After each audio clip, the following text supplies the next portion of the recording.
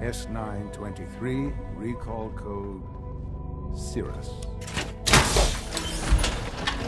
Fascinating, but disappointing. Kyle's responses were not at all what I anticipated. He's a prototype, you understand.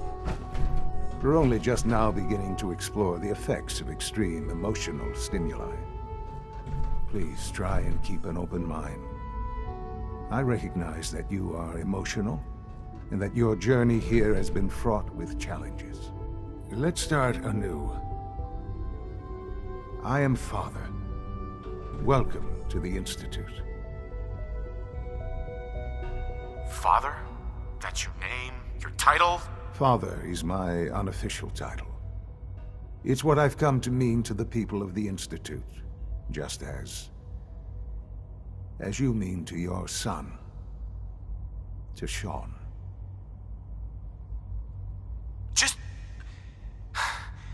help me understand what's going on here. I promised answers, and answers you shall have. But I need you to realize that this situation is far more complicated than you could have imagined. You have traveled very far, and suffered a great deal to find your son. Well, your tenacity and dedication have been rewarded. It's good to finally meet you. After all this time, it's me. I am Sean. I am your son. How is that even possible? I know this is a lot to take in. In the vault, you had no concept of the passage of time. You were released from your pod and went searching for the son you'd lost. But then you learned that your son was no longer an infant, but a 10-year-old boy. You believed that 10 years had passed. Is it really so hard to accept that it was not 10, but 60 years? That is the reality, and here I am, raised by the Institute, and now its leader.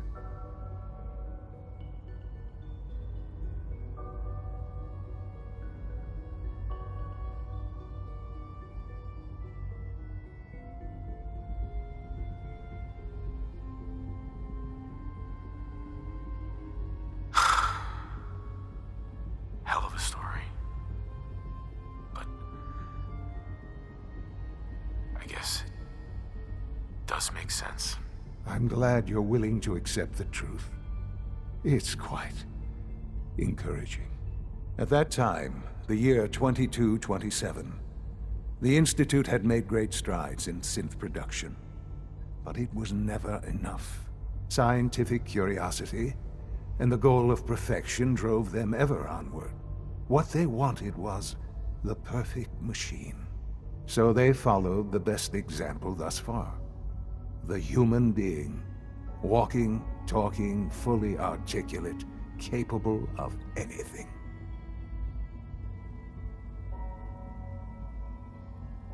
Human synths? Really? Human-like synths. A great distinction.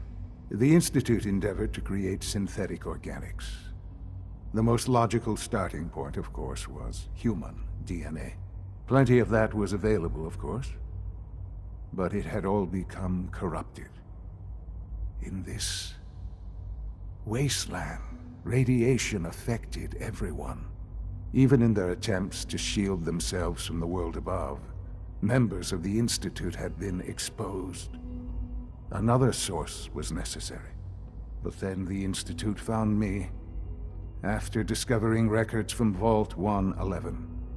An infant, frozen in time, protected from the radiation-induced mutations that had crept into every other human cell in the Commonwealth. I was exactly what they needed. And so it was my DNA that became the basis of the synthetic organics used to create every human-like synth you see today. I am their father. Through science, we are family. The synths, me, and you. 60 years.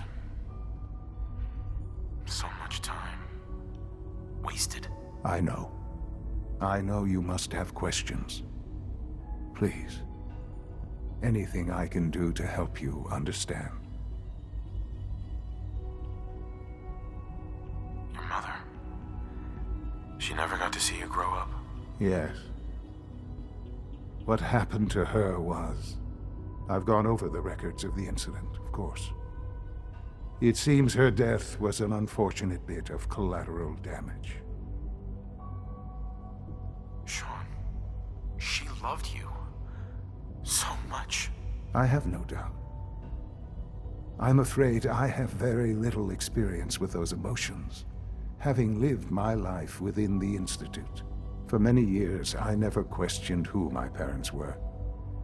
I accepted my situation, and that was that. With old age comes regret. And asking what if more often. But what matters now is that you and I have a chance to begin again.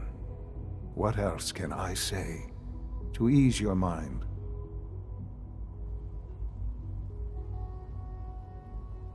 So you're in charge of the Institute? I am the acting director, yes. I spent decades working to reach this point.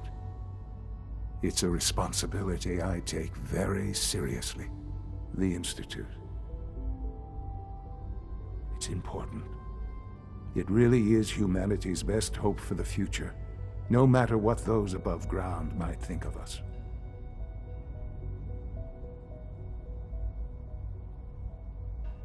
They need your help, Sean.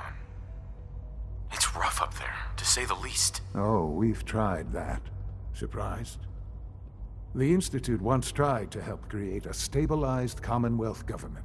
It ended in bickering, infighting. It was a disaster. No. We look after our own now. Ultimately, the Commonwealth has nothing to fear from us. Whatever you've seen or heard, I know I can convince you of that. Just give me time. What else can I say to ease your mind? I think I've heard enough for now. Very well. The Institute is on the verge of some important breakthroughs. Your presence would be appreciated as we approach them. I've been a part of something amazing here. I've helped to build a life for myself and the people of the Institute. And now, after all these years, you have an opportunity to help with that. Doesn't that intrigue you? Uh-huh. Yes, that's what I want. I know. I know you've been through so much. I'm pleased to see it has not impaired your judgment. Forgive me. I'd assume that after everything I'm sure you've seen above ground, you would be more than a bit biased against us. There is much to be done. You'll need time to acclimate yourself, a chance to become acquainted with our procedures.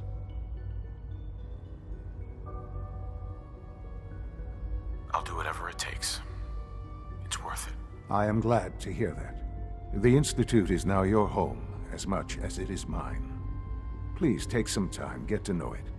Meet the people you'll be working with. You'll want to introduce yourself to the division heads.